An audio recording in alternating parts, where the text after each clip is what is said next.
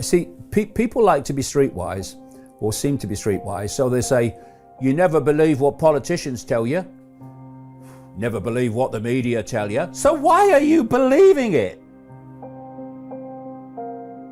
Politicians lie, the media lies.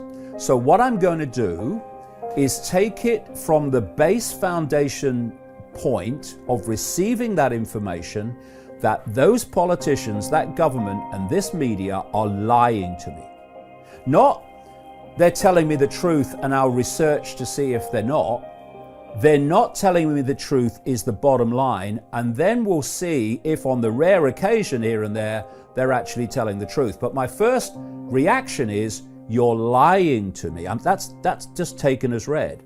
If we take it as read that the mainstream media is lying to us, then we say, well, let's see if I can find other sources of information that maybe are more credible. And then you go looking.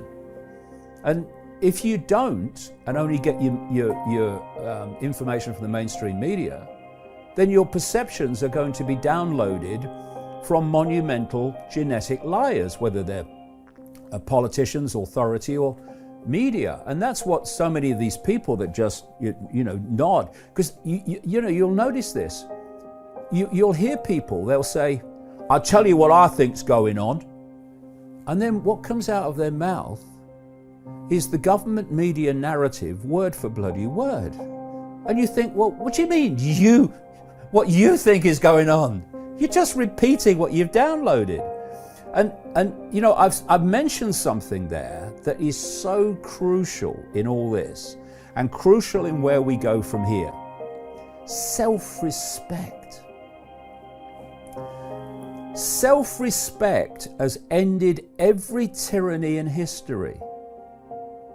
Because it's self-respect that says, as we are discussing, I'm not doing it. I'm not cooperating with my own enslavement and the enslavement of my kids. You know why? My self-respect won't allow it. And because self-respect has that attitude, that's why it's brought down every tyranny in history. And I watch people, I observe people a lot, and I've seen so many people completely concede their self-respect in this period. And once your self-respect has gone, only submission remains. Then people say, what we need is another political party. Well, actually we don't. Actually we don't. What we need is the political system to be controlled by the people and not controlled by the hierarchy of the political system.